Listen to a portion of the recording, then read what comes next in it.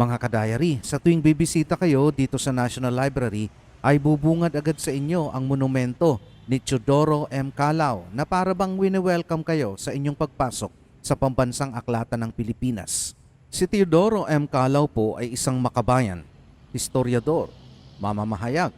Mahusay din po siyang manunulat sa tatlong wika, Espanyol, Ingles at Filipino.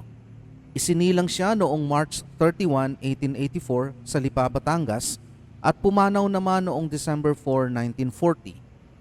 Hindi matatawaran ang kanyang ambag sa kasaysayan ng Pilipinas.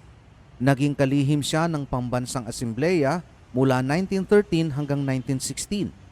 Direktor ng National Library mula 1916 hanggang 1917 at 1929 hanggang 1939.